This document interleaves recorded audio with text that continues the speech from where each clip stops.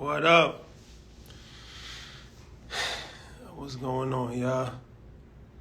What's up? What's up? Yeah, we're going to do something that we haven't done in a long time. Going live on Instagram. Usually we go live on YouTube. But we're going to do something a little different tonight. We gotta talk about a few different things. State of the culture. Hopefully everybody is staying safe out there. Locking in. We've been putting out a lot of content lately. Shout out to my boy Ash Cash. Make sure you check out his latest episode, Inside the Vault, out right now. Definitely check out the latest episode of Market Mondays, latest episode of Earn Your Leisure. A lot going on. So yeah, we're gonna be talking about a few things tonight. I'm actually excited. Very, very rarely do I get excited to go live on Instagram, but I'm actually excited for this one. Bringing a good friend of mine on here as soon as he gets in. But really just wanted to talk about, a lot of the conversations that we have offline with different peers. I feel like sometimes it's actually beneficial to have those same conversations in public. So that was kind of like the spillover of I'll let you know in a minute, but who I was talking to yesterday, we was having a dope conversation for like an hour, and he actually suggested, like, why don't we just go on live and talk about it in the open forum. So that's what we're gonna do. That's what we're gonna do right now. So waiting for my brother to hop in here. Kika Wise, what's going on? EYL alumni in the building. What is the deal? Yes. Shout out to everybody behind the wall. Earn Your Leisure, big presence in the jail system. Extremely important. Financial literacy, extremely important. We're actually working on some things that add some financial literacy components to the brothers behind the wall. So shout out to everybody that's currently incarcerated right now. Hold your head. I don't know where his keys going. Yes. Yeah. Oh yeah, stay safe out here too. It's gonna be a blizzard this weekend, so let me see some questions. Yeah, no, we definitely gonna save it. Yeah. And let us know too, while I'm waiting. Let us know, we always take suggestions, so let us know who you want us to interview. We'll try to make it happen. What events you want us to kind of do this year? We got a lot of big stuff coming up that we really can't talk about, but a lot of events that's going, really surprise people. We always try to up it a notch, take it to the next level. If you saw what we did with Invest Fest, that was obviously, a monumental situation. Then Art Basel. So yeah, we're going to continue in that path. What's up, my brother? Man, salute to the God body, man. How you feeling? Can't complain, man. I feel good. How you feeling? Man, I feel amazing, man. Just was in here studying, man. There's a lot going on. So, there's them times I got to go deep in. I got to go study 100%. Yeah, man. That's it, man. I told people, man, and we was having an interview. We always talk offline. We always have, like, Yeah. One thing about 19 Keys, man, he could talk, man. He could talk. Good conversation. Always good conversations whenever we talk, but I feel like some of the time private conversations need to actually be carried into public, and that's something that can be beneficial. So I don't know how you want to start this, but I labeled it the culture, because I feel like there's a lot to actually unpack and talk about. So yeah, I want to kick this off, brother. Man, I want to. I was thinking kind of, we addressing the culture, man. And as we address the culture, we addressing two things, problems and solutions. You understand me? And we kind of got to go categorical on, number one, what is our biggest problems? What are some of the things stopping us from solving those problems? You understand me? And what are those solutions, right? And what should we be paying attention to, right? Like, and let me start backwards, because let's start where attention is right now, right? we know, you know, for the last few years, attention has been going somewhat in the right direction. But we face a uphill battle, right? We have this, what's being deemed as a financial literacy movement, but it's much bigger than that, right? It's a complete shift in culture and consciousness. You understand me? And a different type of consciousness, because we've always had a level of consciousness in our community, but even that had to evolve to a point where we had to learn how to execute, right? And then we had to learn, how do we take this to become more efficient, whereas for years we've been effective at the things that we've done. You understand me? And so now, as we see attention given to a platform such as Earn Your Leisure, right? Such as myself and some of our peers that we know that's within the same movement, we can salute and say, yes, we finally starting to see some momentum and progress. But if we be honest with ourselves, we have to take a look back and say, you know what? The reality of it is that can the progress we make ever outpace the problems that we have, right? And that's the formula that we got to look at now, is that how do we get it to a point where the progress is outpacing the problems? You understand me? Because as long as there's new problems being created on top of the old problems, and then there's people that's stopping us from solving it, we can never actually get to that point. And we need the culture to be steadfast, focused, and pay attention, right? And execute in order for us to be able to get there. And we need all hands on deck. You understand me? Like, we are in deep, very vital times that it's 100%, we must understand how serious the times are right now in order for us to embrace what's going on and help us excel what's happening. Yeah, I agree with you. And I feel like, you know, I put on Twitter yesterday, I'm like, we haven't gotten through to them yet. And I just left it like that. And a lot of people was like, what do you mean elaborate? And I feel like, you know, it's a little frustrating sometimes, because it's like you said, no matter how much progress you make, you're constantly reminded that there's no progress that's actually made. Like, for every one step that we take forward, there's like 10 steps that's taken. And it can become frustrating, because, I mean, you look at the statistics, that's already within itself as far as the wealth gap. You look at a city like Boston, Massachusetts, where the average black wealth is $8 compared to $110 for that white. So that's already discouraging within itself. But right, look at the crime rates in cities like New York, LA, Chicago, going crazy right now.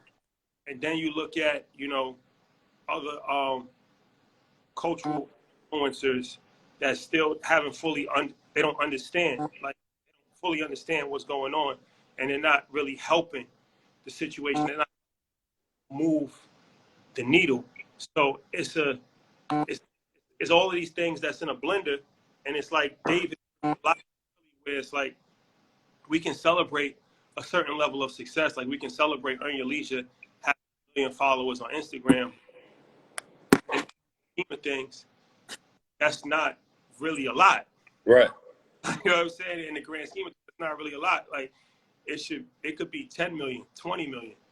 So these are the things where it's like people are still more interested in negativity, still more interested in nonsense, still bickering, fighting, lies, rumors. And it's like, at some point, you either accept the truth, or I don't really know what to tell you. Like, I mean, we're at a very crucial point in time right now. And it's not, I don't feel the progress is actually moving forward at a fast enough pace. And it's kind of discouraging. Yeah, you know, you got to ask yourself, you know, I always like to pose this question, right? Because only in our culture, right, do we allow entertainers to represent us as leaders.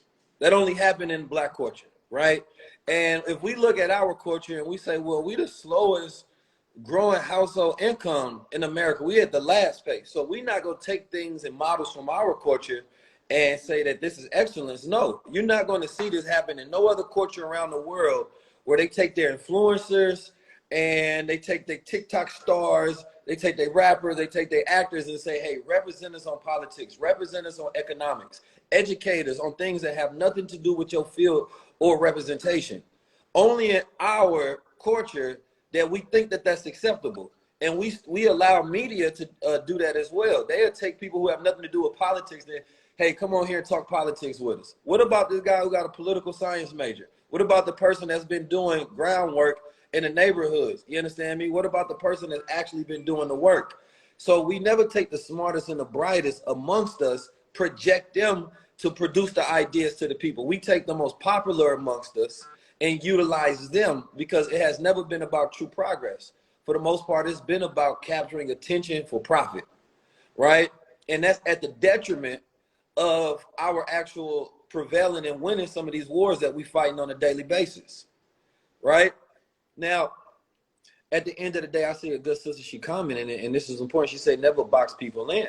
But at the end of the day, you know, that's a good analogy to the fact that in our culture, we already have people that's being boxed out, and those are the people who qualify. You understand me? So we got to stop boxing people out at this point, because the people that are qualified, that study it, that work it, that understand it, those are the people that are qualified to have the attention, not the people that we're trying to change and we hope they do a little bit better than they did yesterday. So we love to hear them talk about something that they're completely uneducated on, but it inspires us to see them change 1%.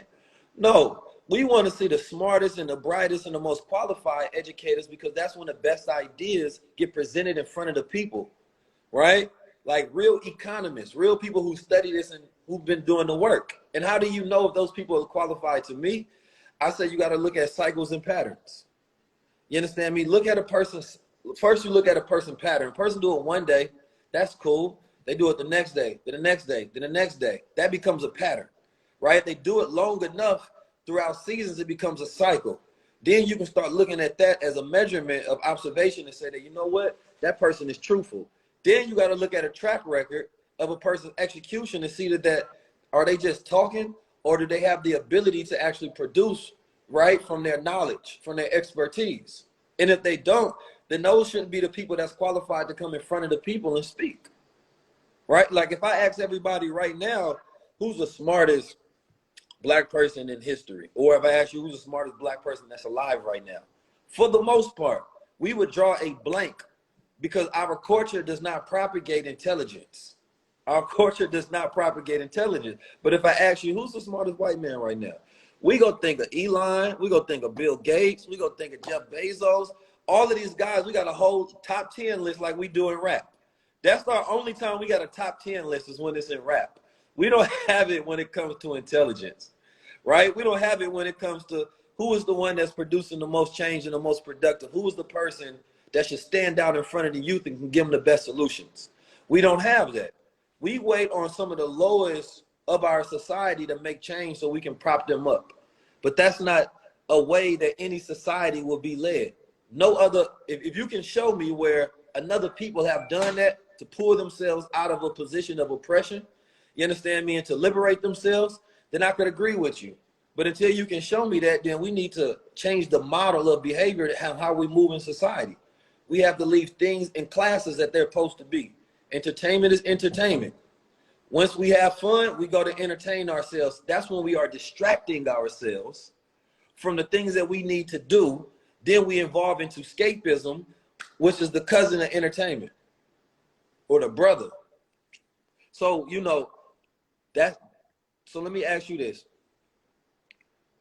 You know, who is, you know, what is something that you want to see change, right? Well, I think it has to be a balance. And it's like, you know, I'm not here to bash rappers and athletes, because we love entertainment. Those my bros. We gotta, I always gotta throw a right hook. You know? Yeah, no, I'm not saying that you are. I'm just saying I don't want anybody to get the wrong message. It's all unity, and we all need each other at the end of the day.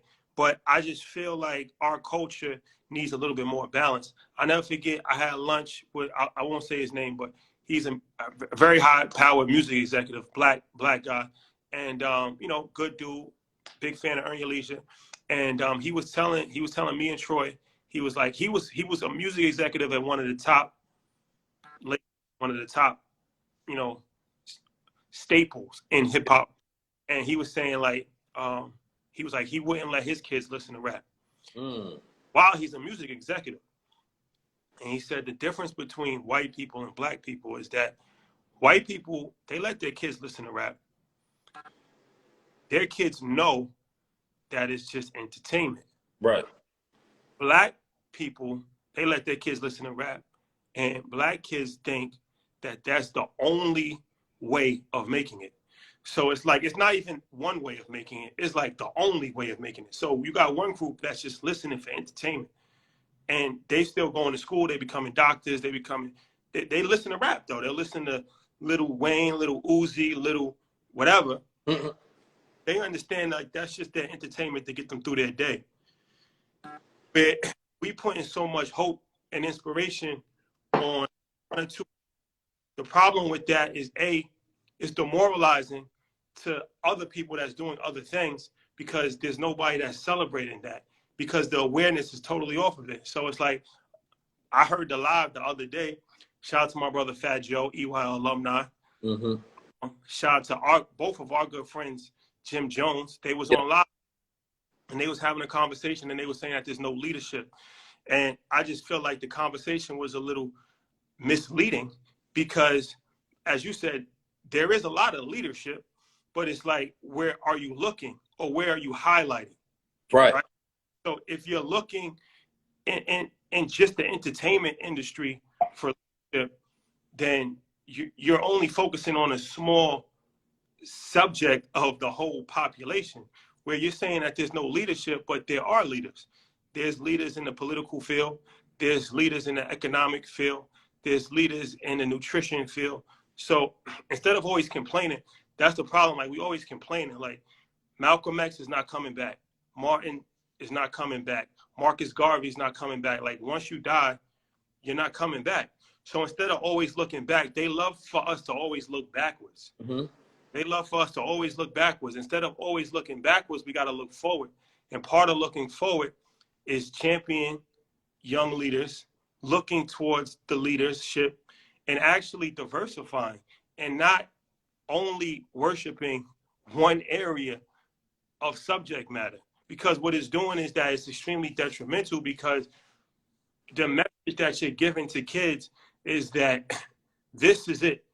That's why when Jay said that line 25 years ago, it's still relevant to today. All us blacks got is sports and entertainment. He said that in 1996. That line is really still relevant to today. Mm-hmm. And like you said, if you really think about it, you think of like the most popular white people, you think of a wide variety of people. You got everybody from Tom Brady to Elon Musk to Tim Cook to whoever. Like, you're thinking of a lot of different people. Donald Trump. You got so many different people that just come off the top of your head. Think about the most popular black people is Kanye West, Jay-Z, Beyonce, Floyd Mayweather. That's like the most popular. You got to go through a lot of different channels before you even get to a Bob Johnson. If you even get to Bob Johnson. Yeah, that's a fact. You got to go through so many different verticals before you get to, you know, somebody like a Kenneth Shaw. Like, there's so many different people that don't even know who these people are. So it's like our priorities is totally off base. And like I said, it's not to judge the entertainers, because we need the entertainers. We need the entertainers. But there has to be a level of balance. And it's like, when you speak, it's important to understand that, you know, words are very powerful. So if we keep rehashing the same old narrative, oh, we need new leadership, and these kids is not doing nothing, it's like, you just kind of just regurgitating the same information over and over again, and it's really not beneficial. Well, you know, when that's it, that's self-condemnation. That's not a condemnation on the people that's doing work. Anytime a person asks for leadership, it's self-condemnation in the fact that you're not doing your responsibility in culture. And, you know, a brother told me the other day, at the end of the day, like, saying that you are the leader is a form of vanity. Like, leaders are picked by the people by the work that they do. You understand me? And that's one thing that has to be understood as well. Like, it's not about creating dependency upon one particular group or things of that nature. You understand me? But at the end of the day, it is talking about putting qualified people up there and changing narratives within culture, right? Because the prevailing narrative in culture is ignorance. We know that that is the most dominant aspect of our culture, right? And so we represent a 1%, right? And then the percentage of people that tap in with us, even our audiences, is still like the 10% of people who know who we are. We still getting that 1% of people actually tap in, take heed, and execute on the information and knowledge. Because once they get this consciousness, they still go take they valuable time, you understand me, and they go spend it in some other thing that has no value whatsoever. So if we talk about, creating change, number one, it's like we got to get to a point in culture and we got to ask ourselves, what's the difference between, different times? So we're dealing with different people. We talked about this yesterday. Like, Malcolm X dealt with a different people, a different sort of culture, different black people that had different values. Martin Luther King dealt with a different people, right? They dealt with a different government, a different world, a different set of circumstances. Ours is much harder because it's hard to teach people who think they already know something, right? And then we got another group of class in society is those of us that start to get money. Once we start to get money, we separate ourselves from everybody else because you no longer have the same level of relatability to those problems. And it comes to a point where you at the bottom, you're the most revolutionary you will ever be because you want everything to change at the top, right? Because you benefit nothing from that world in this caste system. But then once you start to get there in the African caste system, they say that the entertainers, right, and the politicians, they are part of that caste system that wants to see things change, but never want to see things go. Not change so much because if they disappear, then they lose their place in this system. And sometimes when you become so tied to everything, you understand me, that your money is tied into this, that if you speak on this too much, then it's going to cut your lights off. So I can't present this young brother, I can't present this young sister, I can't present these type of solutions because it goes off the ignorance that I'm still portraying and getting paid from. It goes off the very systems that I'm still working from. So it's like there has to be two folds that come into this. It's like, yeah, I respect everybody, because we all got our parts and people do good in the ways that they know how to do good. But we got to challenge that as well. We got to challenge to ourselves and our peers, and we always pushing that. We always talking about we got to go away from the lifestyle branding, and we have to go more into just that value given to the people so they can get what's right for them, right? Because we don't want to get to a point where we're just manipulating our people, you understand me? Because it's not the fact that you might not be giving them something right, is that at some point in time, number one, a lot of people won't really execute, and that's going to come back as a bad karma on this revolution that we are in. I ain't going to say started because it started 100 years ago, you understand me? But we found a style that works for us in the sense that everything that we believe that we observed that was missing or what we could consider was wrong, we say, you know what?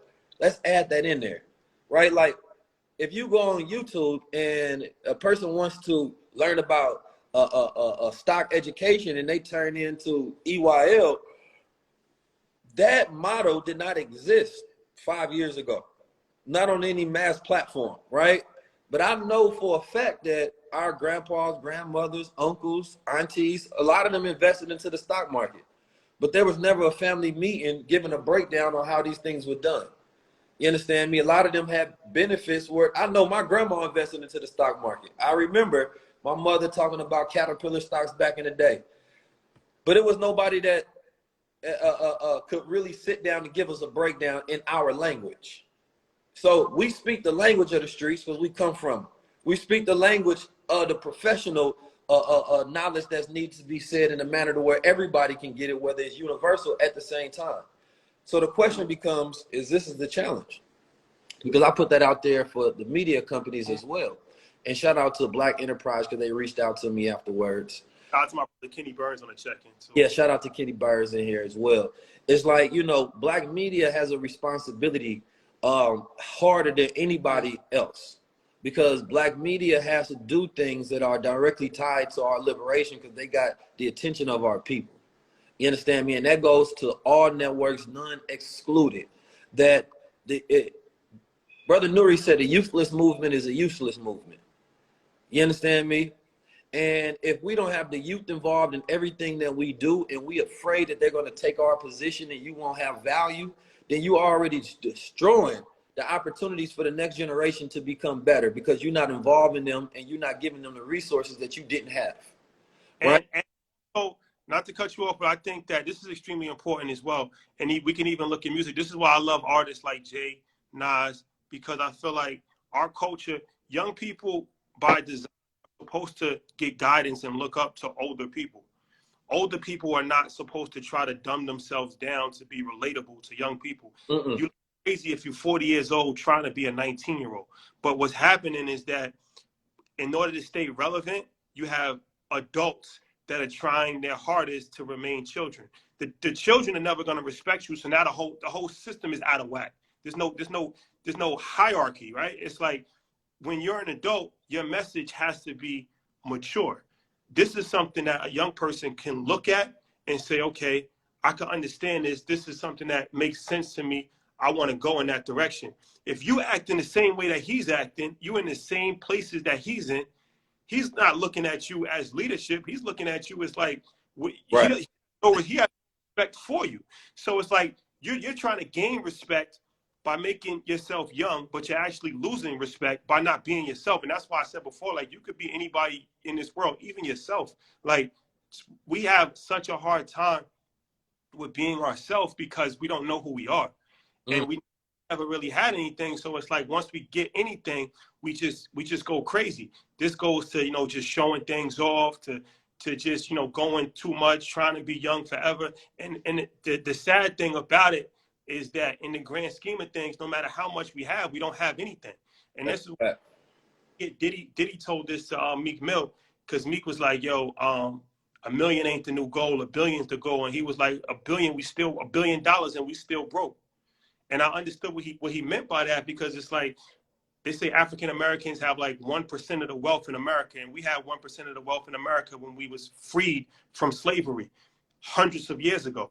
Like you saying that they say the average black family has $2,500 in net worth, so it doesn't matter. Like if we're millionaires, if LeBron's a billionaire, in the grand scheme of things, one person can't change everything. So it's like no matter how much we gain from an individual standpoint, if the collective is not gaining, it doesn't matter. One person's victory is only one person's victory. It's not the victory of the whole collective, and that's what they don't understand. They make you think that it's a one person race, when other nationalities don't think like that. Like I have a friend that's Indian, and I went to his wedding, and I was just building with him, and just to watch their culture, that's a whole different thing. Like we don't even have our culture is just made up of scraps. We don't have something that's really a real culture. I can get into that later on too, but it's like his family, his mother, his wife's family, they own motels. So like the Indians, they own like a lot of motels in on the East Coast. And he was telling me like the philosophy is that, like one family member comes over, they open a motel, and then send money back to India. Like 5 other people come, but they don't have any option, but they have to work in the motel.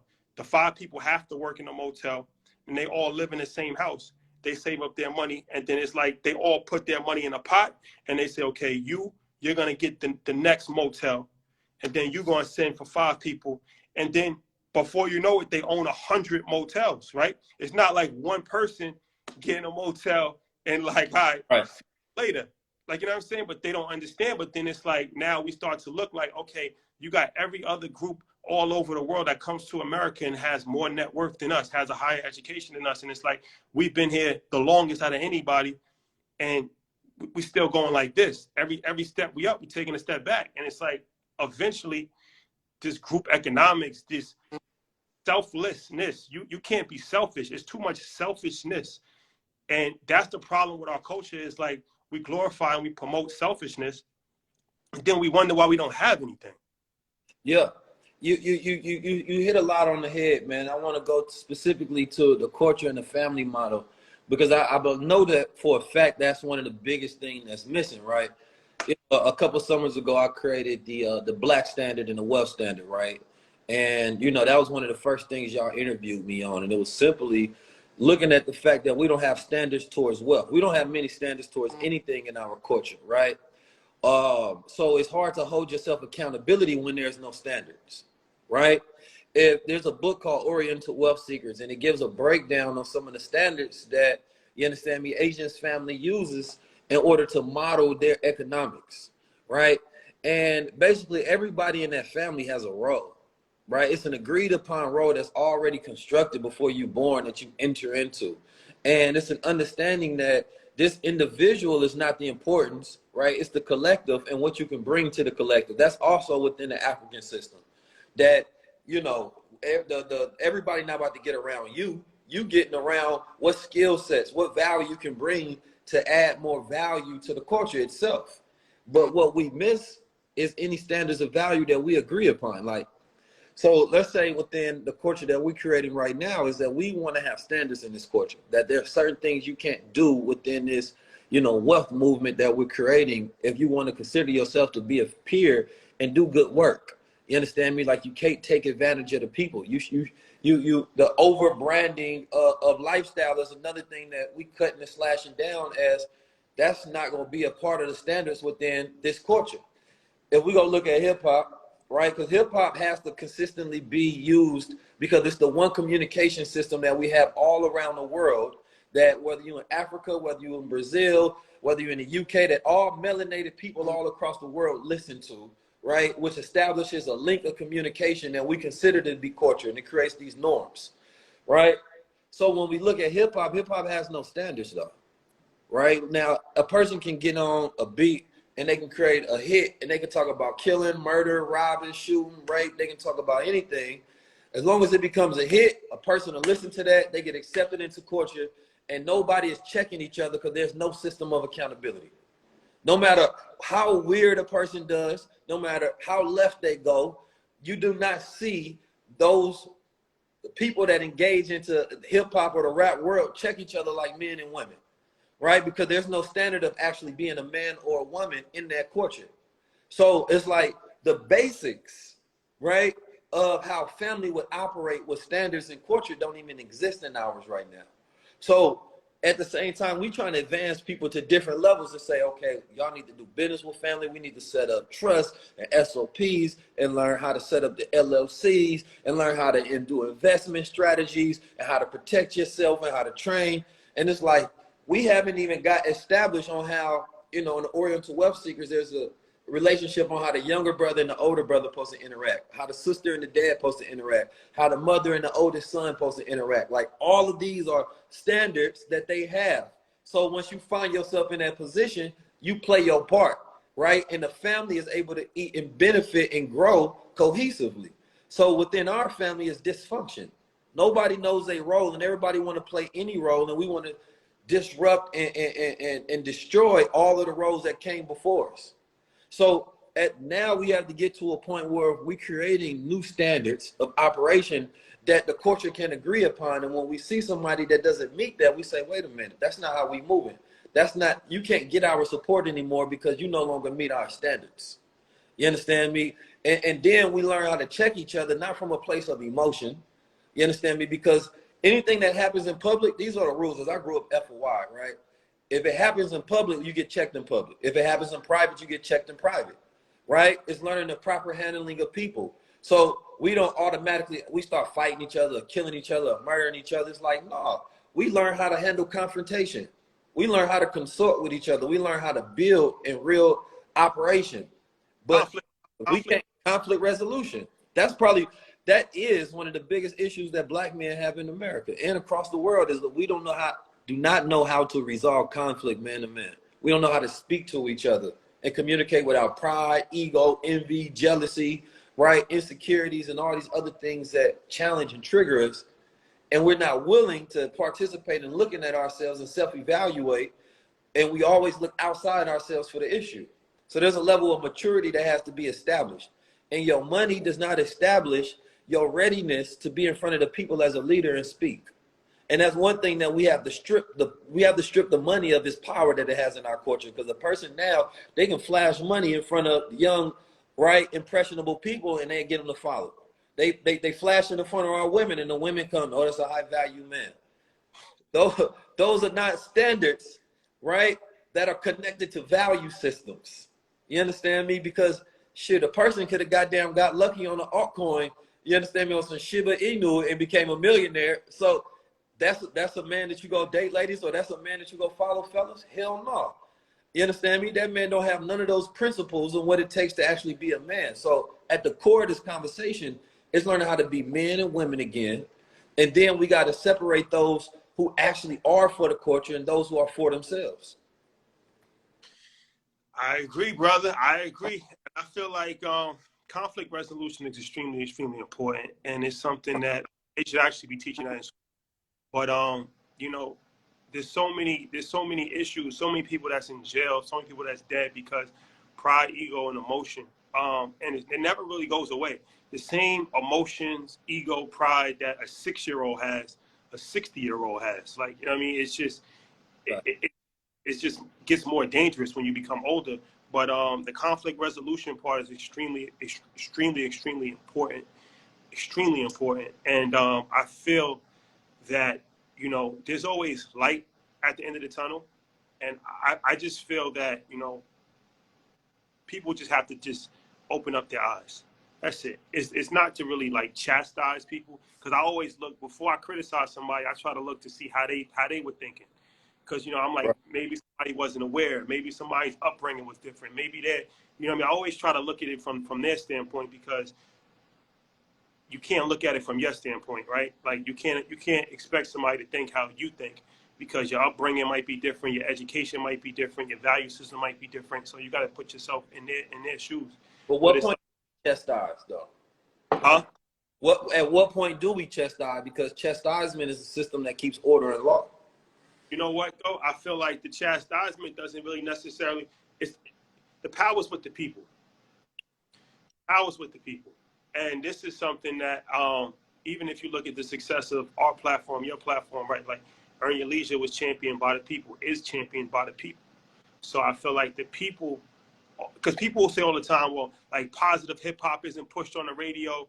Yeah, that's true. But ultimately, the people make a decision.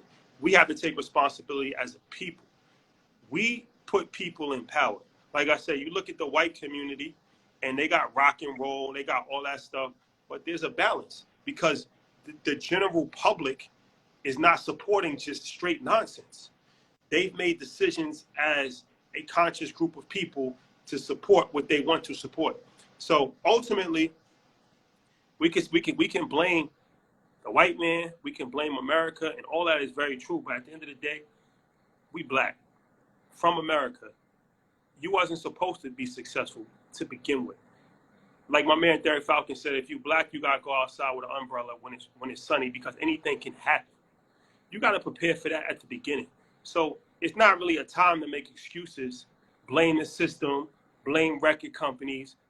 Yeah, you're already up against an uphill battle. That's been the case since we got here.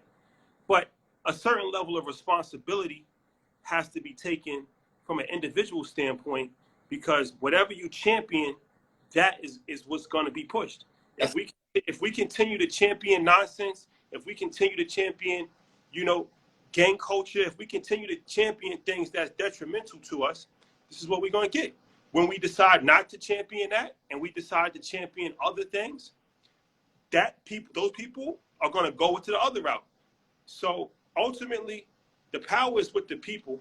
The people will lead with their vote. It's like an election. They vote. The people vote their leaders. Leaders are not, there's no dictators in this game. The people vote who they want to lead them. The people vote which platforms they want to receive information from. The people vote to see what's most important. And right now, the party that has been winning by a landslide for the last 25 years is not beneficial. So it's time to overthrow. It's time to overthrow the old government, as Pac once said. It's time to overthrow the old government and elect a new government, because the government that we've elected has not been beneficial and has actually been extremely dangerous. You know, that's dope that you said that. And the challenges that we got to have when it comes to this is we have to establish whether we have a true democracy. And one of the issues that exists on both systems is that we know there's no true democracy in the side. And that's because money always comes into a play, right? At the end of the day, we know that unfortunately we got a culture of low frequency. You understand me? And we are it's easy to be led in the wrong direction. It's hard to be led in the right, right? Honorable Elijah Muhammad always gave us that breakdown. And when we look at that and we say, well, we create the voting system and we allow people to have a true democracy, at the end of the day, that person that can get more airtime and attention ends up winning. That's why we got a lobby system. They tell poor people vote and they tell rich people lobby, right? And one of the issues is the fact that we have to also have the resources to win that particular war of influence, right? And that means that we have to be aggressive for ourselves, you understand me, and going after our opponents at the same time, right? And at the end of the day, those opponents can shake hands just like the politicians do when they shake hands on a golf course and they take pictures and they kicking it, but it's saying that, listen, we right now are lobbying for our people's attention because we believe we have better solutions for them. We believe that if they give us their attention and consciousness, that we can actually give them enlightenment rather than something that's detrimental to them, that'll put them further, deeper into the hole, right? And one of the most dangerous parts of this is the timeline in which we have to do it. You and me both know that we got like 3 to 5 years for a lot of these opportunities that exist right now to close up. We see what all of these companies are doing right now. All of these companies are lobbying and trying to figure out how they can own the minds, the time, the environment, everything for the people right now. I want to just hold on. This is extremely important to the financial conversation part of it. Yes, sir. This guy told me this 5 years ago. I understand what he said. He was like, this next 10 years, you're either going to become rich or you're going to be broke forever. And I understand what he's talking about now. What we're living in right now is like, it's a gap in time. Like sometimes it's like a gap in time where you can actually like rush through a portal before it actually gets closed up. With social media, with technology, with cryptocurrency, with all of this information, like this is something that there's a gap in time right now where you can actually receive information in real time, apply it in real time, change your life in real time, change your family's life in real time. There's no guarantee that this will last forever. It's extremely important for people to understand the opportunities that's out there right now.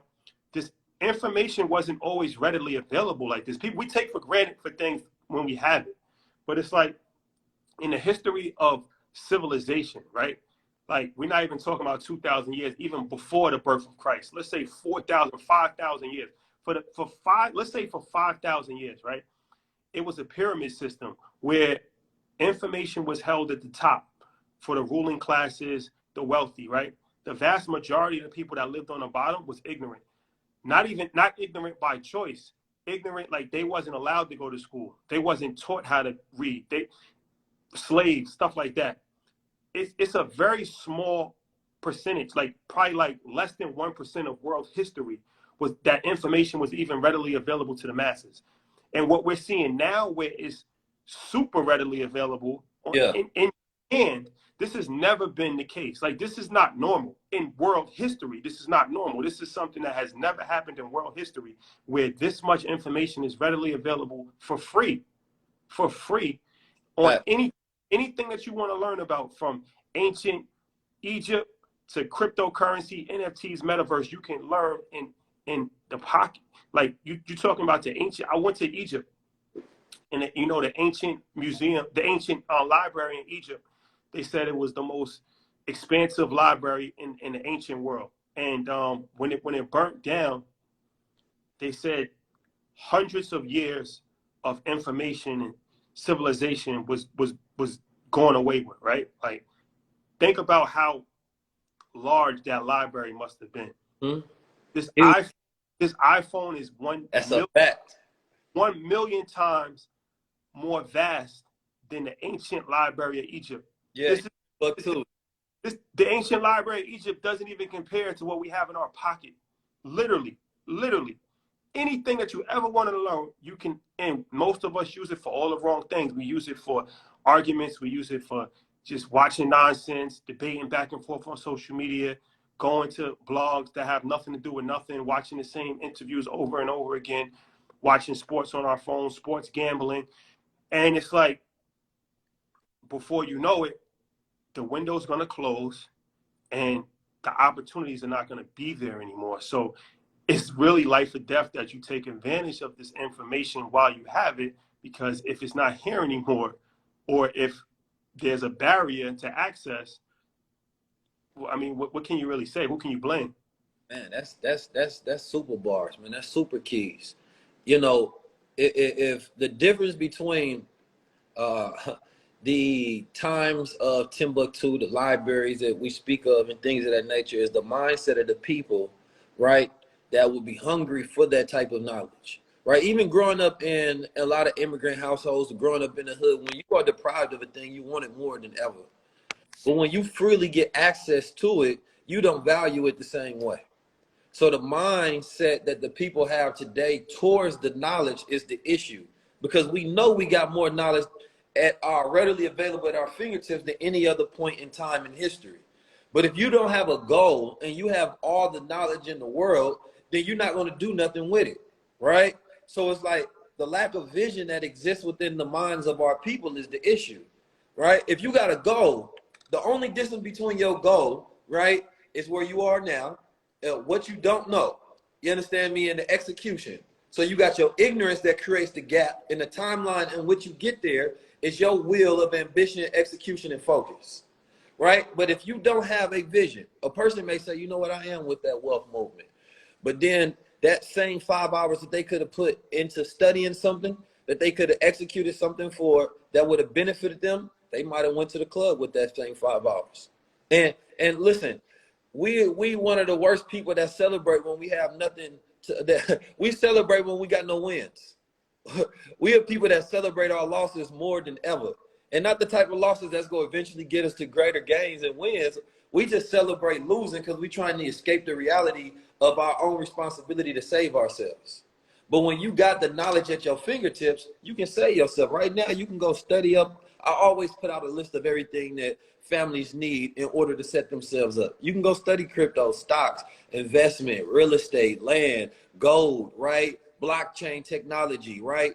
Mental health, laws of the universe, health science, all of the things that a person would need to in order to get themselves right. They can literally go design themselves right now.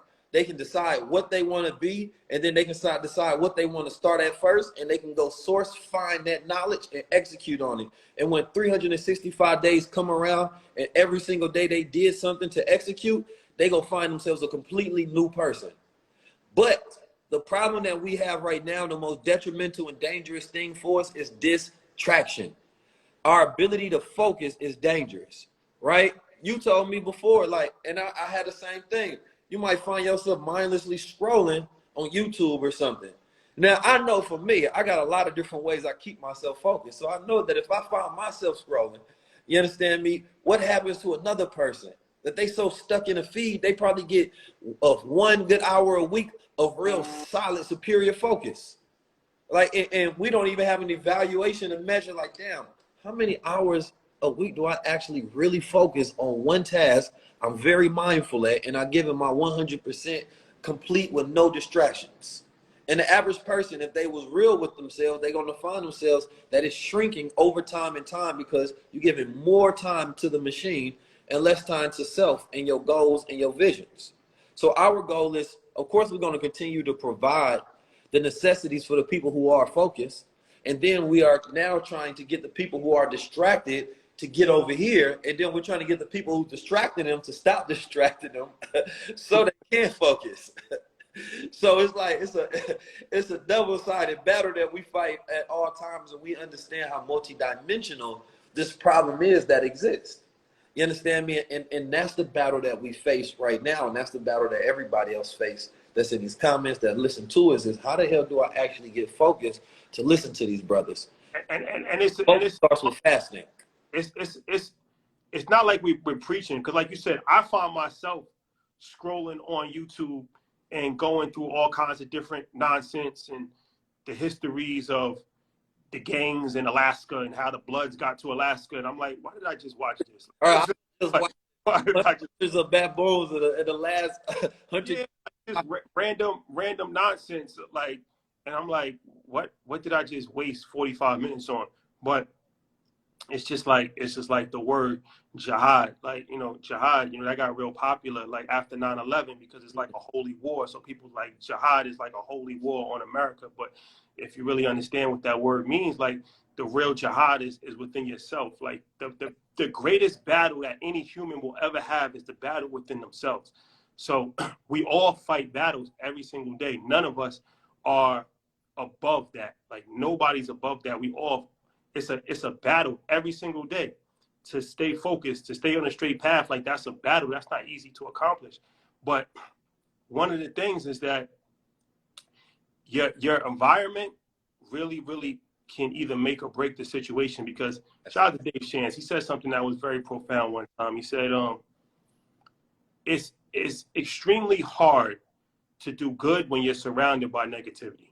That's a fact. The environment is stronger than that. So it's like even like if you're in school, right? If you're in a school and everybody's just smoking weed in the class, throwing papers at the teacher, they rolling dice, it's kind of hard to be the one student to just raise their hand. So you kind of just slouch, and at the very least, you just become a C student. You just kind of cruise through. The alternative is that it's extremely hard to do bad when you're surrounded by right. So if you're a decent, level-minded person, and let's say it's just like, a bunch of like 80-year-old church women around, like, right? Like you see this all the time. Like people will pull their pants up. People are like, put this away, like, wait, let her walk through. Because now you feel bad, right? Your environment is not conducive to your negative behavior. So subconsciously, you start to correct yourself, right? So this is something that's extremely important. I had a friend that was in jail, and he was saying like he never had a speech impediment or anything, but he was like being in jail and being around so many uneducated people that really couldn't speak properly, he had developed a stutter. And he was like, it started to bother him, but he realized that it was the people that he was around actually started to weigh on his diction. So this environment conversation is extremely important. And this is why congregation is very important. Like, even if you look at religions, they congregate because like-minded people, it's always easier. It's easier when you're around a like-minded group of people. This is why, everything in our society is really based around groups, right? Sports teams. That's a fact. Religions, works, gangs, everything is pretty much the same structure, right? It's just you could be in a group and you can do positive things in that group, or you could be in a group and you could do negative things in that group. It's extremely hard to stand alone on an island. And it's even harder to stand alone on the island when everybody that's around you is doing the complete opposite that you're doing. That's the crowd mind. They did a study, right, where they was testing to see how easily people were swayed by the crowd. So what they had is they have people walk inside this elevator. Now this elevator only open from one side, but the people that would be 3 people standing in there, now they'll purposely be standing the opposite way in which the door opens. And they wanted to see how many times that each person walked in there and just automatically turned around and followed the crowd, even though there was only one door opening in which you could exit, right? And 9 out of 10 of the people will go in there and automatically follow the crowd, right? Because we are organisms of reaction. So our environment sets the conditions of what we follow. We got mirror neurons. So when we see, it's the reason we like sports. We see somebody doing something, we jump up because we feel as if that's us doing it, right? So we literally mirror everything within our environment. The Honorable Minister Louis Farrakhan said something powerful one time. They asked him, he said, how are you able to go inside all of these different type of environments and still be yourself, right? And he said something to the fact that he said, I bring my own atmosphere. That's why. You understand me? Everybody doesn't know how to do that. So environment is stronger than nature, and it changes people. So if you want to change the condition of your thinking, yes, you have to change the condition of your environment, because we are hardwired to react to everything that we see. And we want to go with the crowd rather than stand out because we feel safer in numbers. So when the majority is doing something, it's hard to tell the difference between a scholar and a fool inside a crowd.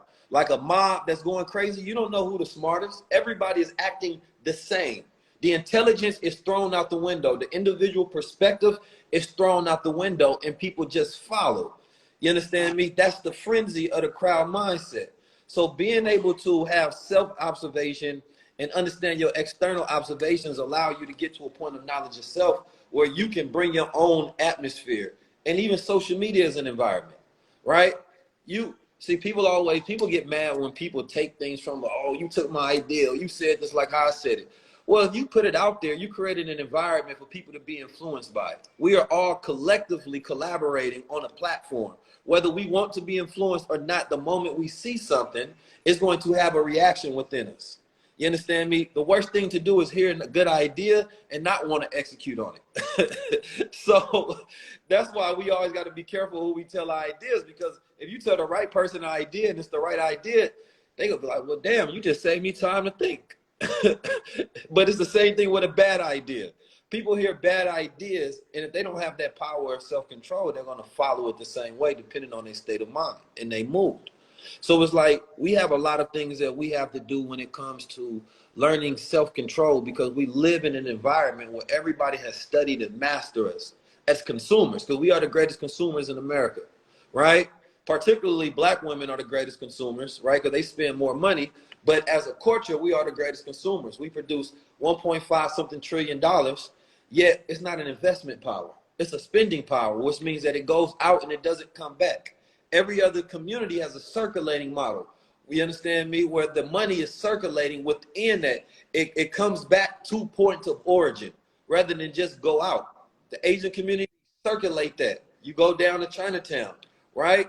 And once we get to the science of economics, we get to the science of self, then we can really start raising our energy to the highest level. Because right now, we simply trying to get your mindset to the point where you can gain some resources for yourself to get you out of your own condition that you in. Because like you said, bro, we are the last generation that will be able to have that excuse where you blame the white man, where you blame the government. Because people can, listen, it will be a historical record. Like, no, you did not do anything between 2019 through 22. And let me say something. Let me say something about that real quick. Like, the history of America, we don't have to go into that. We already know all the atrocities that was done on American soil, on foreign soil by America. We already know slavery. We already know that. And, like, that's already established, right? I'm African-American. Both of my parents African-American. So nobody can really talk to me about that because that's my experience. The United States of America, understand this. The United States of America has the most opportunity than any other country in the world. This is a country where you can literally get busy and become a millionaire in 1 to 2 years. That is a fact. So what I'm saying is that, of course, it's not perfect. Of course, there's issues. But having said all of that, this is a country that you can change your life. That is a fact. So all of this, like when we continue to blame things, it's not helping. You just putting excuses in front of your opportunities. Yeah, that's why I don't get with none of that. Like, I don't get with none of that, because ultimately, it's like if you're in a game, right? And the referee is bad. You want to keep complaining about the referee. The referee's not changing. You got to play the game or sit out the game. But you can't complain. You can't just keep complaining and blaming this, blaming that, blaming what. Like, this is where we are right now in 2022.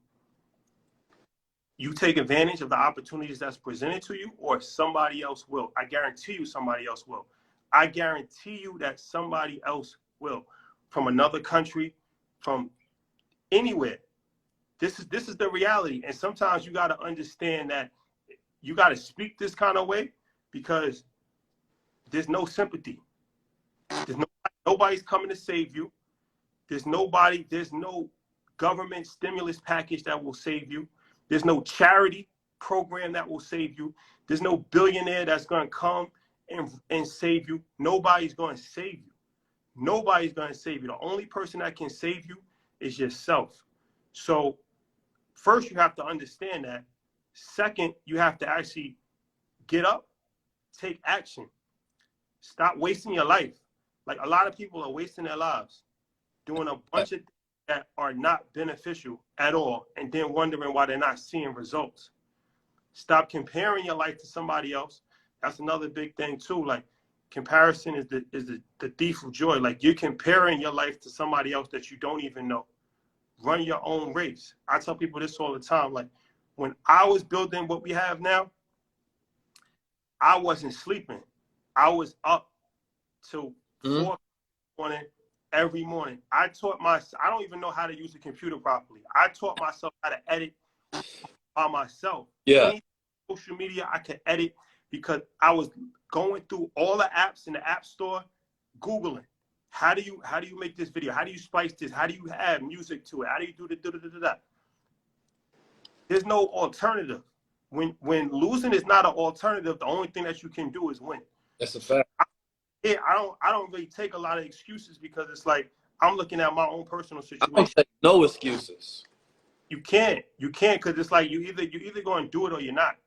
This is the reality that we're in right now. And I wasn't privy to all the information that was out there. Like, now you can just listen to podcasts, you can watch YouTube. I was literally teaching myself on the go, on the fly. I mean, now we get to be blueprints for someone else's success. That's what I'm saying. It's already there. All the information is already readily available to you at your fingerprint. So it's like, you're going to do it or you're not going to do it. But what we're not going to do is just continue to make the same excuses over and over again. Bro, you know, one of the most important words I learned in my life was the word manage. You understand me? And having that ability to, you know, line up your tasks to get to your set obligation and goals, right? I always say that you can't be a man unless you learn how to manage yourself, meaning that unless you learn how to manage yourself in certain areas of life, you're not a man. Same thing for a woman. You got to be at that one-man age, right? Whether you can manage yourself emotionally, right? Or can you manage yourself financially? You understand me? Can you manage yourself physically? And that's saying that, can you manage your activities on a daily basis to get to your goals or maintain consistency within your standards? And so once you learn management, you understand me, then you have the power over self. But when we're young and we children, what we need are mothers to manage us. We need the schools to manage us. We need everybody around us teaches a system of management. And same thing with jobs. And there's no disrespect to jobs, but we understand that we need more than that. That we have to learn how to create our own jobs, because each person has the ability of creative capacity. But we haven't learned how to manage our minds, manage our creativity, manage our productivity. And once we learn how to manage ourselves in each one of these sectors, it allows us to set ourselves up for a life where we manage to save ourselves. You understand me? Like, we got the resources, because even for those that, I know this is an international conversation because we got a lot of people around the world. It's not even just the fact that we in America, it's the time we living in. If you are watching this live, it means you have the same opportunities, just about, because you have access to technology. And this technology has transformed our ability to produce wealth, because at first, the wealthy man only had access to stream to 2,000 people on the random without saying, putting up no posts, no nothing, and people just show up.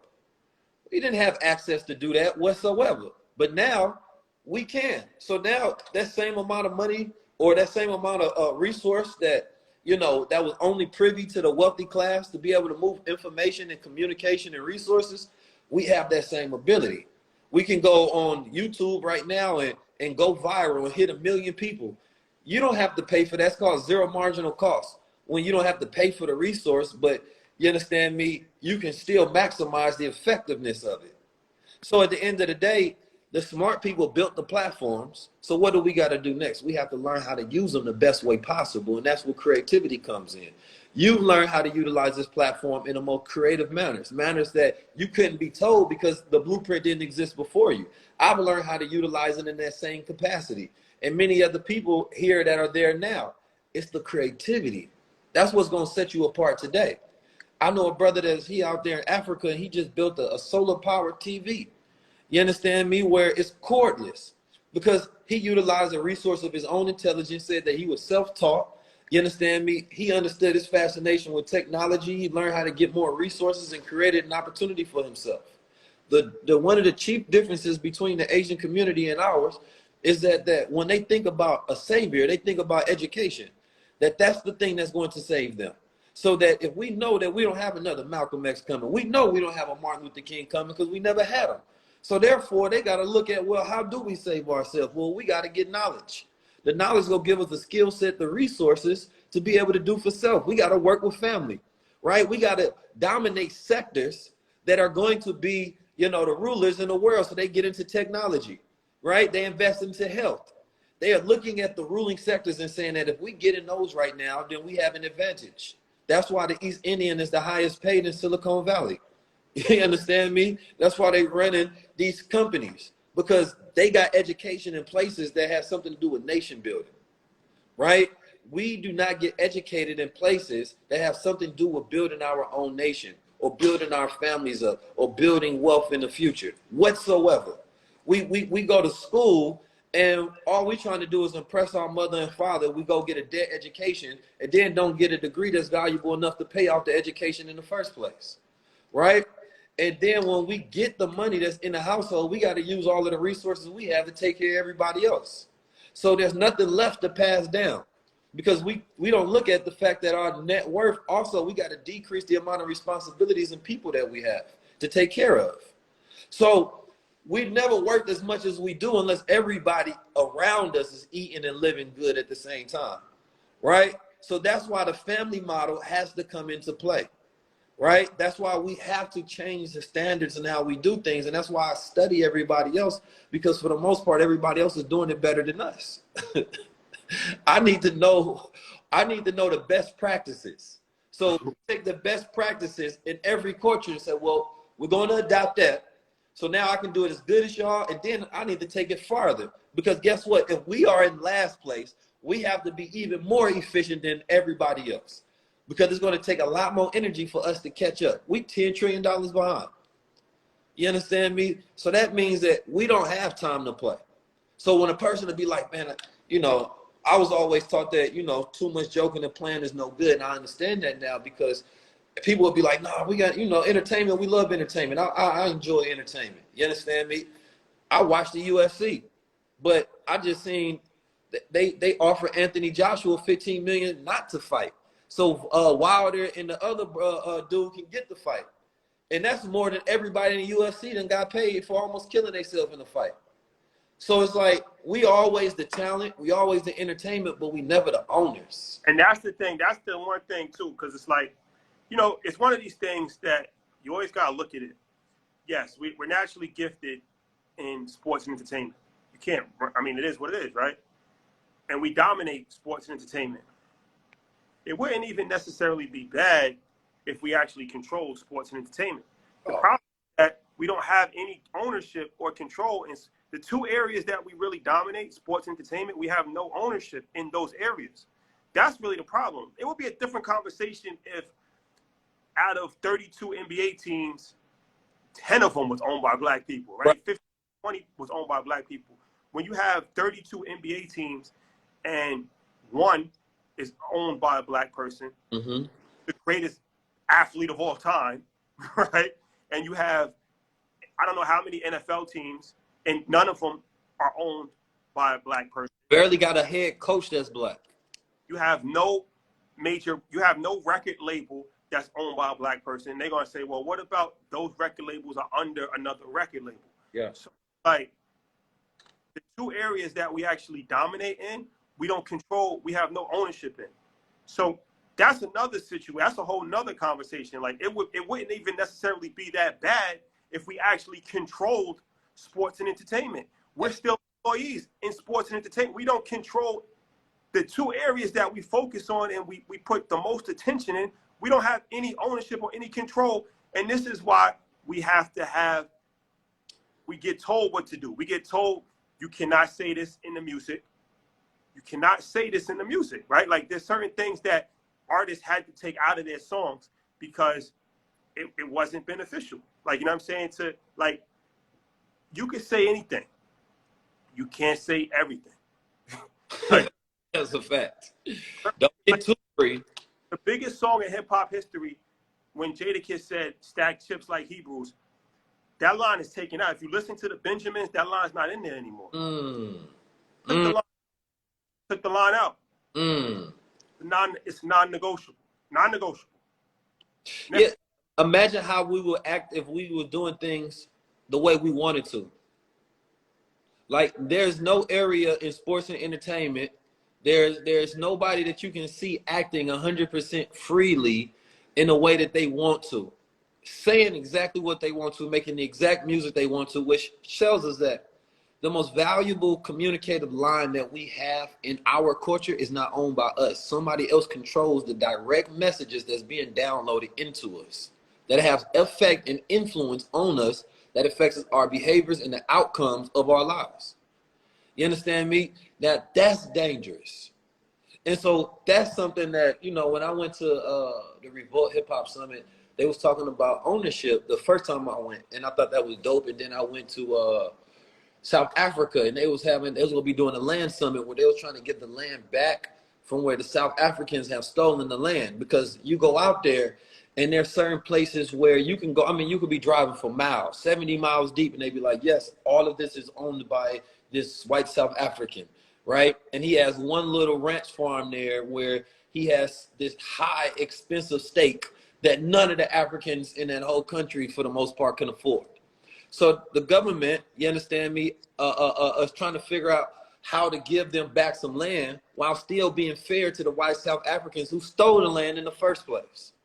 You understand me? So that's their struggle and issue right now, trying to figure out, is it even fair to give back stolen land that's owned by the people? And then the people don't even have the knowledge nor expertise that if they were given the land to know actually how to irrigate it and actually farm and things of that nature, because they live in the city. They don't have those skill sets and that knowledge. And that's what we're dealing with all around the world. Everywhere you go, you're going to see this, that we're always missing something. So if we can combine resources, and this is why I like the idea of the blockchain, because it takes a lot of our problems and we can create solutions from them. You understand me? But if we have to start at a level of independence, and we have to start at a level of, you understand me, collective, cooperative economics. You understand me that, yes, we understand that it's not easy for a person to, okay, stop working with these people and just go do your own thing. Sacrifice is the currency to buy the life you want, to will into the type of world we want to live. There's going to have to be sacrifice some area. You can't maintain comfortability, right, and won't change at the same time. And that's the chief issue, is that when we look over there, you realize that, damn, most of those people in those positions, they too comfortable to want real radical change. And the people that get to observe the effects that it has on culture is like, no, all of that shit needs to change. How many times that we blame the victims in entertainment and sports, you understand me, and hip hop for taking bad contracts that turned them into slaves. Not for once did we out the people that wrote the contracts. You understand me? So we even victimize our own people for being taken advantage of, while everybody else in their family get to eat off of it, chill at night, be quiet, while this person now gets ostracized for making a bad decision because he was taken advantage of, because that's where he come from, poverty. And that's where they target us. So it's like, now we have to create our own systems, you understand me, our own institutions, so that we can rule ourselves. That's it. There's no other way to get around it. Like, inclusion is great, you understand me, but ownership is better. I agree. So before we end this live, from a couple solution standpoint, I know you blockchain. So you talk about that at InvestFest a little bit, but talk about how you think bringing it full circle back to 2022. Talk about how you think the blockchain can actually, because nothing's going to change overnight. There's no like one solution. Right. Talk about blockchain technology can actually lead to some progress. Well, the beauty of it, because the blockchain, you can go solution by solution by solution, right? In different areas and different industries. So let's say specifically hip hop. We seen what Nas did with his NFT drop. He dropped it on the blockchain. You understand me? It executes the smart contract, and the smart contract was written that basically you have royalties and some rights to his song. You understand me? That you'll get paid a dividend for owning this particular NFT, because it's going to verify and it's going to execute whatever's written inside that. So, and now we're seeing Meek Mills dropping his mixtape on the blockchain. So the blockchain now becomes the new distribution, right? Everybody who's at earshot that heard that the same way Tory Lanez was able to do it, right? Everybody who heard that, oh snap, I don't have to buy it on iTunes. I don't have to buy it on Spotify. I don't have to buy it anywhere else. I can go directly buy it on blockchain, which is owned by nobody. You understand me? It's decentralized, meaning that basically it's owned by everybody because everybody can have access to it. Nobody stores the information and can take it away from you. Once you buy it, it is yours, and that information is stored only to you. So now all of the artists can decide whenever they get out they contracts, you understand me, and new artists that's coming up, they can create completely new business models of how they operate, right? So the marketing would be social media, just getting the attention. But the new distribution has nothing to do with a label. Labels are essentially people that give you loans with bad interest rates. You understand me? And take way too much of your business, even though you executed everything and you the talent and the whole nine. That's like a bank saying that, all right, I'm gonna give you $1 million, but I want to cut off everything you sell. Like, ain't nobody taking that deal from no bank. Ain't no way you negotiating that with me. But that's how they've been able to historically get off on rappers, because they knew nothing of the business. So instead of saying that, you know what, I don't want the bank. You understand me? The new bank becomes decentralized, where the people can give the loans to the rappers. You understand me? Saying that, listen, I love your music, all right? And because I love your music as much, of course, I'm going to buy into your NFT or your token that's connected to the distribution of your music. The rappers can take that and utilize that towards their marketing budget, towards their A&R, towards their own development, their tour and everything. They can reconnect that same merch to those same projects on the blockchain, right? They can incentivize and create communities, right? Because the biggest and most beautiful thing that we've seen out of something like this NFT ways is the community aspect of it. I had a thesis that everything that was luxury is going to become a business model standard, right? So country clubs were a luxury. Now NFTs are the new country clubs, right? Rappers we know have huge fan bases. I'm talking about millions upon millions. We seen John Legend had to give up his masters, or he didn't have to, but he sold it, right? But he got what, 18 million followers on Twitter, 18 million followers on Instagram. Why couldn't he generate a community, take that same number that they was going to pay him and create him a DAO, a decentralized autonomous organization that's connected to the royalties and rights of all his music? And the people that listens to it, there's a way that he can connect that and he can get royalties and he can get paid off of it. Essentially what I'm saying is every business model, right, that historically has robbed us, we can now find a way to take advantage of by putting it on the blockchain and taking out the middleman. They already showed us every business model that works, right? Now we just saying that instead of this label that robs us, let's put that on the blockchain that's now decentralized. Because with the smart contracts, the NFTs, the DAOs, the blockchain, and all these other new protocols that we can use for us to continue to utilize old systems is willingly putting ourselves into slavery. If we want to go, we've historically talked about black-owned businesses that take their exit strategies and sell to white-owned companies. We can now take those same black-owned businesses that want to have an extra strategy and sell, but we can create a DAO where it's connected to a token and all people buy in these tokens and they have governance where they get to vote on what goes into the money. So if we get a pot of $100 million and we be like, you know what, I like EYL, I love what they doing. This DAO that's owned by the people who own by your fans and the people that watch it say, you know what, we want to offer y'all $50 million to sell us 20%, because I'm going to evaluate y'all good. You know what I'm saying? Let me give you a good evaluation. $50 million for 20%, right? Y'all still get to run, manage it, keep 80% and do whatever y'all want to do. But now the people get to share in that profit, and everybody who owns a token based on their percentage of ownership can now benefit, right, from this company existing. And that means that y'all no longer have to take, or any company, period, no longer have to take money that they don't want to take, right? Black media companies are looking for ad dollars right now. There's barely any what they call black unicorn VC funds. And these VC funds are venture capitalist funds that run billions and billions and billions of dollars. These billions of dollars goes towards everybody else's ideas but ours, right? So it's hard for us to get the capital and the resources to really build out big ideas.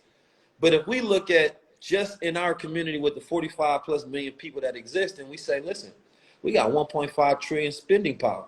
Well, we can take a tenth of that, 20% of that, and we can start putting into businesses and start funding all of the businesses that exist within our communities. Jeff Bezos was able to get to the point he's at because his parents were investors, and they gave that man, I think it was what, $500,000 at the time, something around 250,000. It was a big number. Then the rest of the people in his family, he went and lobbied to try to get about 50,000 for each one of them, raising about $1 million so that he can start a digital library in a time where it made no sense and it had nothing to do with his degree. But they said, we're going to take that risk. We can now have the ability to take those same risks and start funding our own world. That's what we do. When we see somebody in our community that we love to see, and we be like, damn, I wish they had more media behind them. I wish they had a bigger budget to do more of this. Like, I would love to see a HBO type shows with the type of peers that we have so we can run it up and have more influence. Where the people can say, you know what? I'm going to invest in this particular fund over here. And then at the end of the day, now we can vote on which person we want to get a loans to. Or it ain't even got to be a loan. It can be a grant. You understand me? And so the blockchain allows us to create solutions where otherwise it wouldn't have been possible. Because guess what? The blockchain has been proven up until this point, right, to not be hackable. So one of the biggest issues that we have in our community is trust. If you wanted to do something with your family right now, right, the trust gonna be the biggest problem. I don't know if I can trust them niggas though, man. That's our thing. That's our low frequency. It comes in. That's the quick voice that come in. I don't know if I can trust these niggas, right? But if you put it on the blockchain, I don't have to trust you no more. So we're gonna create a smart contract that say, listen, let's say we can connect our paychecks. That's why it's called a smart contract. Smart contracts. If we can connect our paychecks, right, and let's say we're going to allocate 20% to investments. Now, before, and when does this money get allocated, right? Let's say that one of the people in there is a strategist or earner, where they learned about stocks or they learned about crypto. And they say, okay, the person that learns about crypto, I want y'all to manage which cryptos we buy into. Now, this person doesn't get autonomy to just pick and decide. All of these wallets will be connected to where each time a person tries to change something, everybody that has a wallet has to click accept, right? So now nobody can do any fraudulent or greedy things to steal from one another because everybody has to agree, right? So now you just created a system to where y'all can have your own fund in each household in America, right? These things were not available to us until the blockchain created this ledger system to where we can put all data and transactions in a transparent manner. And it's what they call immutable. So for me, I look at the blockchain to say that every single problem that we once had, we can find a creative way to solve it utilizing blockchain technology. People think, like, we talk about the metaverse. Some people don't like the metaverse because they don't understand it, right? And at the end of the day, we can utilize the metaverse to solve different issues and problems, even PTSD and mental health issues that exist. It might be hard to get people to go into nature. I would love for every person that got an issue with metaverse to go spend 10 hours in nature a week at least, because I know the average person doesn't. But there's ways and studies that they're utilizing that particular technology to help solve PTSD, and that exists in the hood rampantly, right? We can solve issues and supply chain issues all around the world because they're going to change. They're trying to figure out right now, because I believe the supply chain is like a $50 trillion industry, right? To put everything on the blockchain, make it more trustable, safe, secure, transparent, right? Now, if you do that, there's ways that you can look at every food desert that exists in America. And food deserts is when you don't have a proximity to nutrient available foods. So Dr. Wesley did a great report. It's on zip codes in America, and it shows the distance between these zip codes, right, in these food deserts. So if you can pinpoint each and every single one on the map, you can say, you know what, all we have to do is close the distance between this person needing to get some nutrient available and this person. So you can fill the gaps by putting a bodega in there.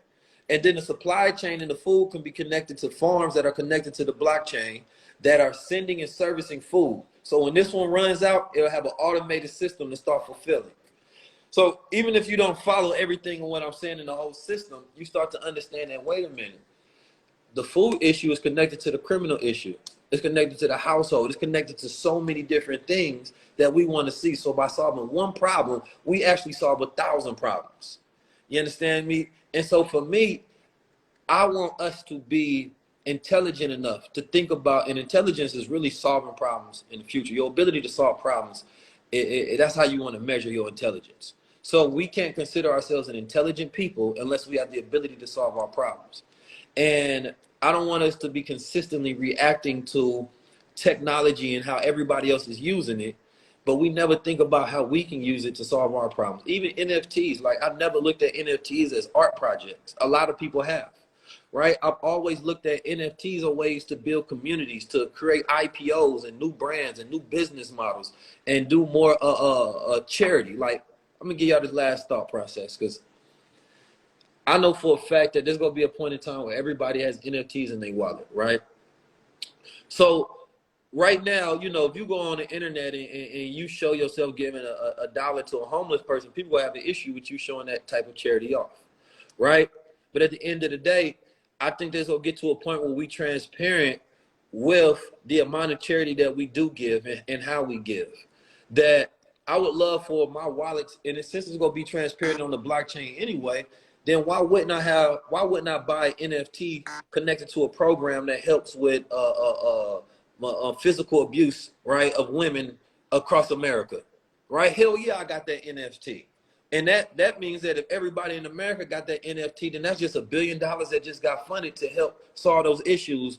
Or they go in there and they do violence intervention programs in America, right? Like, now we have a way to say that, all right, I'm putting my money where I say my mind is, where I say my heart is, right? So you got the social aspect, then you have the philanthropic aspect, you understand me? Then you add the technology in, and it allows all of us to say that, you know what, I'm diversified in the ways that I think I can help humanity. You understand me? And we can solve so many problems tomorrow, today, if we decide to actually use technology to solve our problems. It's crazy that you say that because you said a lot, first and foremost. When you ask, I gotta go. IPO. Like me and Troy was on a conference call earlier, and same exact thing that you spoke about as far as the Nas IPO thing, or that's what we was talking about. We were speaking to somebody, and I was kind of explaining, like, you know, this is a way. This could be like the new wave of venture capital, but for the public. This is the new wave IPO, but instead of going to the stock market, it's like the public is getting in. That's something that's extremely interesting to me, and I feel like that right there could be a complete game changer. Yes, absolutely. Because I call them intellectual property opportunities. You understand me? Like, that's a way for you to get your IP, your intellectual property, on the market, because we already know that they got it outpriced to where the average person can't buy into these situations. You understand me? And at the end of the day, it shouldn't be where there's a dictatorship that tells us what opportunities we can and cannot take.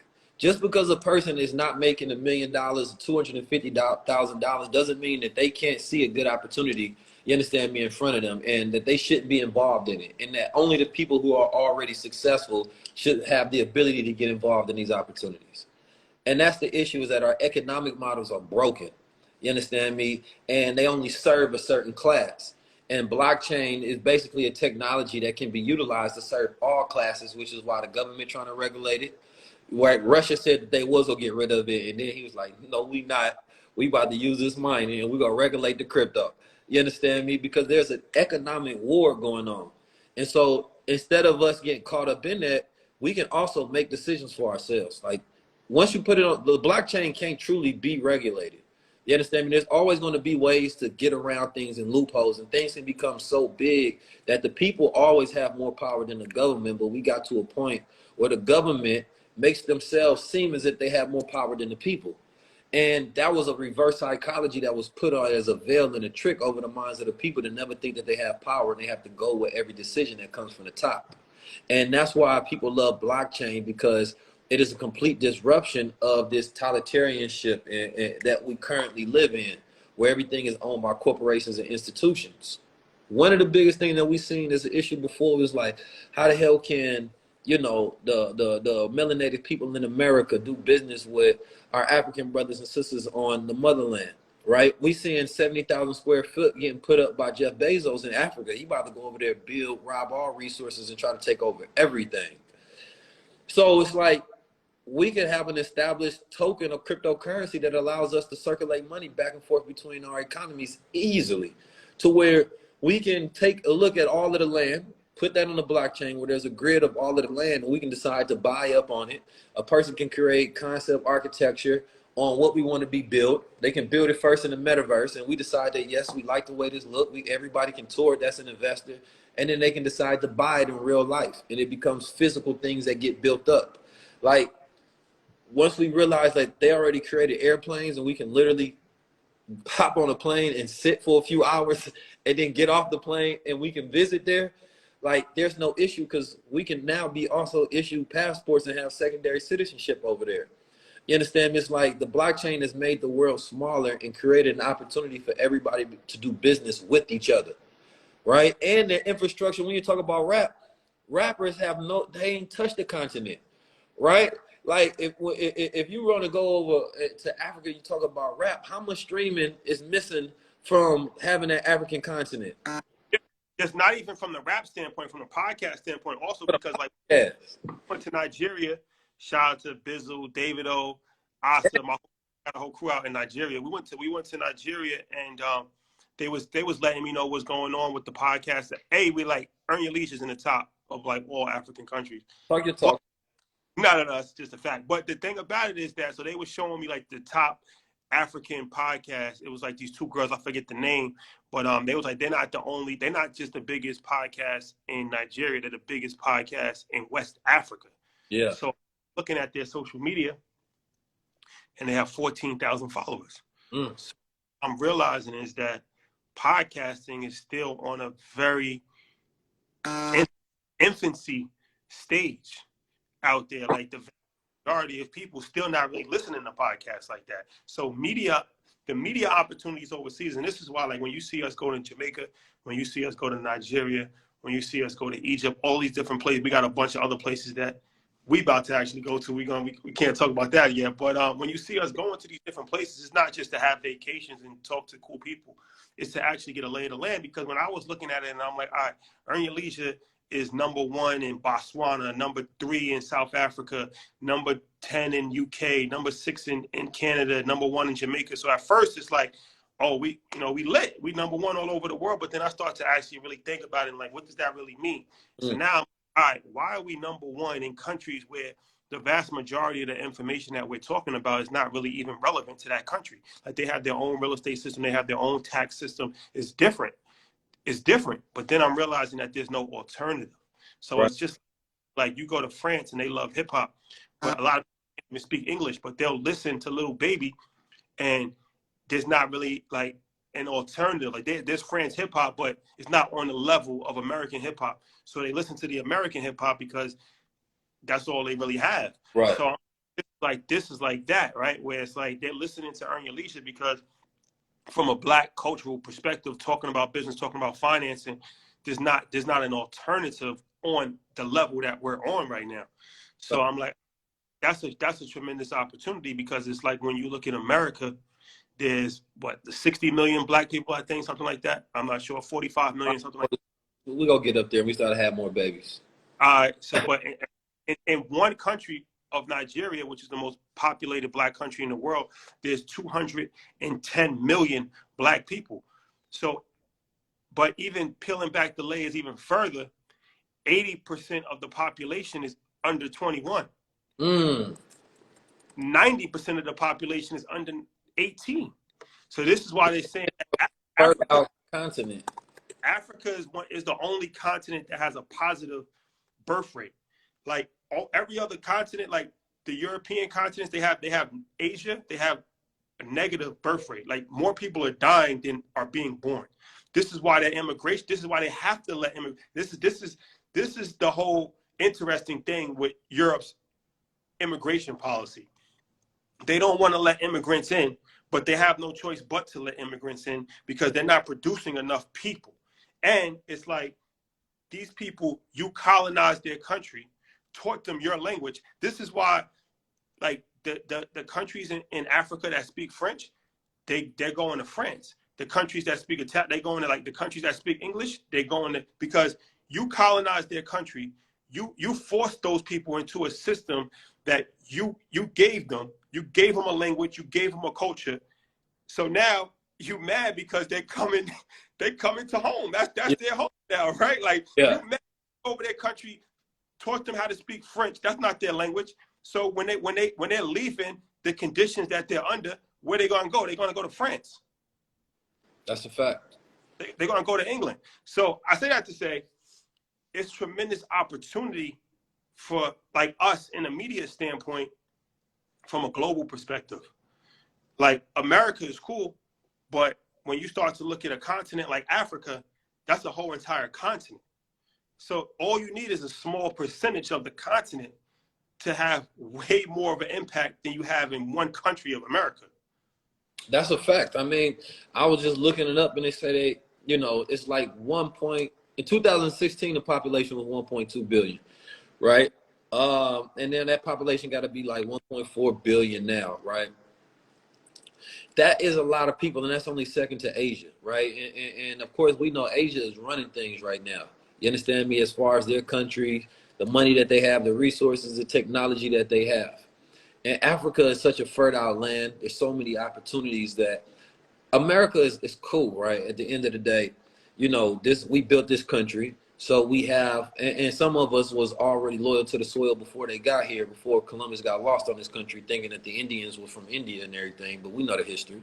So at the end of the day, we have to start looking at this whole entire planet as an opportunity for us to be able to move and mobilize on, right? Like every other culture looks at the planet, right? The rulers of the country look at the planet. They don't stop, I got one bank in America. No, they got a bank everywhere. You understand me? They don't say, well, we doing local business. No, they doing global business. They got to make sure they have a base everywhere. So it's like, when it comes to that, how many of us, most of the time people take their first trip is to go to Italy. They can't wait to go see a European country. No, go to a place that actually has roots, because where you go to has an effect on your physiology. It has an effect on your mind, and atmospheric changes and how it conditions you. It's hard to be a man of the culture without actually going and seeking the cultures around the world. You understand me? And inhabiting for some time and doing participant observation. You understand me? And that puts us in a different mind frame that we know for a fact that if we do a mass exodus, right? It don't have to be an exodus where everybody stay, but some people will do better there, right? It's like, why suffer? You understand me? Over here, when you can thrive over there, because a lot of the skill sets that we have can do better in more fertile places, to where the competition is not as high, and our education can be used as a resource to help not to educate, but to help build, right? It's like, at the same time, I don't want, the ignorance of our masses. They got a couple of dollars to go out there, but I know some folks that have went out there and they built when they get out there. Oh, when we went to Nigeria, we met a bunch of people from America. One guy from Chicago, one from Jersey, and what was they doing? They driving Lamborghinis. They live. The guy from Jersey, he was actually cybersecurity.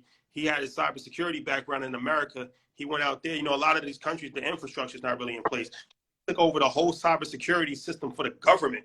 Like, he's like the government cybersecurity for Nigeria. He sent they living. You know what I'm saying? They live. They like living. It's different. So yeah, I mean, there's opportunities all over the world, bro. And that's like anywhere. Like, I went to Asia in 2017. I went to Asia for 30 days. I went to 5 different countries.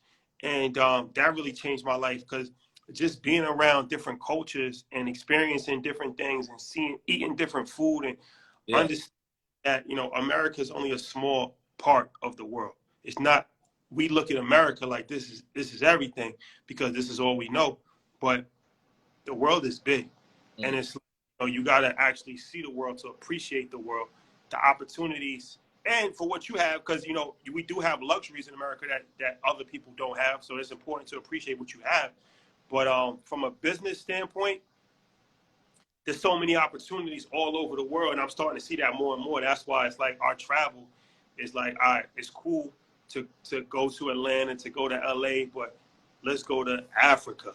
Yeah. Let's go to Europe. Let's go to Jamaica. Let's go to, you know, Colombia. Like, these is different parts of the world where it's like, when we talking about leadership, the leadership has no borders. All over. Fact. Especially now, because I mean, if you're from another country, drop your flag. You understand me? And drop the name of it, because you know I remember the first time I went to South Africa. The first day I got there, you understand me? I went to the mall, and it was this girl that stopped me. She was like, "Oh my God, my boyfriend loves you. Can I take a picture with you?" My accent terrible, so don't judge me. You feel me? I be all over the world, so my accent just be jumping. You know what I'm talking about? But no, it was love, and it was energy. You understand me? And that's when I probably had maybe like 40,000 followers or something of that nature. I wasn't even, you understand me, moving how I'm mobilized now. But the people that tapped in all over. I mean, we threw events in Puerto Rico. You understand me? Last year, you understand me? And the amount of black people that's out there is astonishing. You understand me? Our melanated people that exist out there. And cut you off, but it's not just black people too. That's another thing that we gotta get out of that mindset too, where our message, I'm gonna speak for Earn Your Leisure. Our message is not only for black people. Our message is a world message. Now, of course, black people is gonna be the first and foremost, because that's who we are. So they understand the way that we talk. That's our culture. You can never apologize for that. But they do that all the time, where they'll limit you to a black. It's the black financial advisor, the black lawyer, the black doctor. And you could, as a black doctor, you can only have black clients. I was a financial advisor. I never seen, like, there's different levels of racism. There's different levels of racism. Like, I never forget a guy was talking to me, and he was like, are most of your clients black? Now, granted, most of my clients were black, but why would you assume? Right. Because if I was Italian, you wouldn't just automatically assume that all my clients are Italian. That's the difference. Even other quote unquote minorities, Asians, anybody else has a free range to do whatever they want. If you come from India, you can work with white people, you can work with Italians, you can work with Hispanic people. It doesn't matter. Black people, they love to put you in that box of black. And once you get at it, once you in the box of black, you're never getting out. Your message is only for black people. You can only work with black people. People that's only interested in your message is black people. And we got to get out of that, because the world is big. And our message is not just for black people. Our message of financial literacy is for every race, every religion, every creed, whoever wants to partake in it. Now, if you decide that you don't want to partake in it, that's up to you, whether you're white, black, or whatever. But the voice that we have, the voice that you have, you're not a black leader, you're a world leader. Like the message that you're talking about NFTs, cryptocurrency, the metaverse, liberation. This is stuff that people in Poland can understand. This is stuff that people in Russia need to hear. This is stuff that people in Mexico need to hear. This is stuff that people all over the world need to hear. So I just wanted to put that out there, because it's like sometimes that's how I feel. I don't know how anybody else feels, but that's how I feel. We can't limit ourselves to just one particular race of people. This is a world message that everybody needs to hear and everybody can benefit from. You know, yesterday I got on a call because I got an email for a booking, man, and they wanted me to help them promote this metaverse event that they was having, and they wanted me to essentially be a speaker. And I took the call, and it's this 16-year-old kid. You understand me? And he explaining how, you know, he started his business flipping shoes and wholesaling, and he built it up to a $300,000 business. You understand me? And then how his friend recommended me because that he'd been watching how I move as a thought leader, blah, blah, blah. I mean, very, very impressed, because bro had a whole spiel. He had a whole breakdown. He had a whole vision towards everything. He had a pivot. He was game tight. And as I'm listening, I could tell it wasn't a black kid on the other end. You understand? I didn't know whether he was white, but he ended up, I believe, being Hispanic. You understand me? And for my message, and for the game that I given, I will honestly say when I first started off, it's 100% just our culture. But what happens is when you have a universal message, all people who can benefit from it tap into it. Because I can't, it's rare for me to have an event where there's in person, you understand me, where you're not going to see all different colors and spectrums of people. That's just a fact. When I went to the UK, it was this white kid. He came from the Netherlands. He hopped on the train all the way from the Netherlands to come connect, buy some merch, and come to the event. You understand me? And that's the scariest thing that they hate for the most part. They want to box you in because they don't want you to have that ability like Fred Hampton had, where he can speak to all people. He had the ear of the KKK. He had the Hispanics. You understand me? He had the black folks. Yes, he had the poor whites. He had everybody because he had a message of liberation for all against tyranny and oppression. You understand me? And so anytime you have a universal message that is valuable and you speak from a place of good consciousness, you're going to relate to anybody that is tapped into that same frequency. And then that's when we transcend the boxes and the labels and anything they try to put us under, because at the end of the day, you know, I'm a copper color, you understand me, melanated original man, right? And we know that, you know, the color system at the end of the day is used as a tool in legalese, in language, you understand me, to minimize what we can do in society. That's a fact. There's a certain reasons why we only have voting rights and blacks have voting rights, because we're not considered in the same pool as all Americans, right? But that's a whole nother conversation. So once you understand things on a higher level, we don't get stuck on racial consciousness, because that's the lowest form of observation, is to stare at what's physical. You understand me? We transcend that, and now we have a message that allows us to change the world, because changing the world looks like changing the minds. And once we can reach the minds of the people, then that means that everybody benefits that want to raise their vibration to a higher frequency, want to learn how to manage themselves at higher levels. And that's why we have the success that we have today, is because our message is transcended. Yeah, that's right on point, my brother. There's oppressed people all over the world, man, every society in every country. And that's one thing that you learn when you travel too. There's more poor people in this world than there's rich people in this world. So, poor, it doesn't matter who's going to help you. You know, as long as you're not, you know, stuck in that ignorant mindset, you're going to take the help. And you're looking for help, actually. You actually help. So, whoever it comes from. And that's another thing too. It's like, you know, we always hear like a savior. And a lot of times we've been programmed to think that a savior is a white person. That's a savior. But that's a savior complex. Yeah. So it's like, but if a savior could be a white person, a savior could be a black person. Shit, savior. I mean, that's, you know what, I want to say this last thing, man. We got soldiers all around the world, Rashad. You understand me?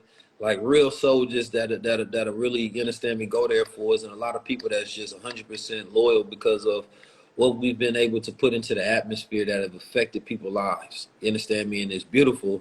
And we have to realize that we truly are backed by the people. And the people have to understand that if you ever want a movement to win, you have to back those, you understand me, who are at the forefront. The reason that a lot of the Black Panthers failed in some way, because once they were no longer the hot topic in front of the eyes of the people, they were left, you understand me, to